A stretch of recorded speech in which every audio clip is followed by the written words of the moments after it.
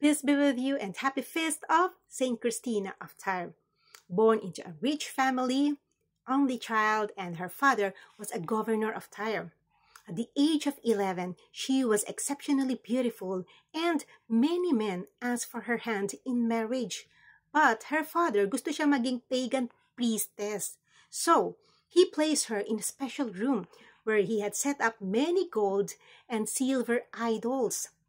Pero in her solitude, Christina wondered who had created this beautiful world. So tinitignan niya yung mga idols sa room niya at sinabi niyang, hindi rin kayong nag-create ng star, ng heaven, ng mundo, because you were created also by the human hands. So she began to pray to the one God with tears, entreating him to reveal himself.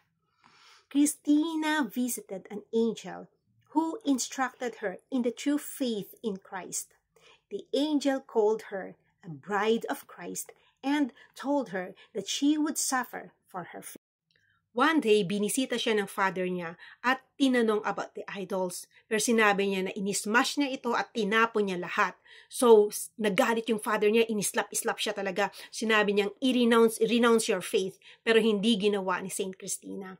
So, kinulong siya, tinorture siya, andun yung nilunod siya sa dagat, nilagyan siya ng iba't ibang klaseng ahas, kinat yung breast niya, kinat yung tang niya, pero lahat tiniis niya yan dahil sa pananampalataya niya hanggang sa ma-execute siya with a sword.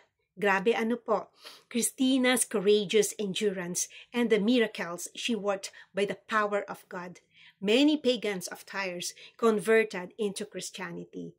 At the age of 11, grabe po yung suffering na dinanas ni Saint Christina. Saint Christina, please pray for us and pray for the world peace. May God bless you and your beautiful family. See you all soon!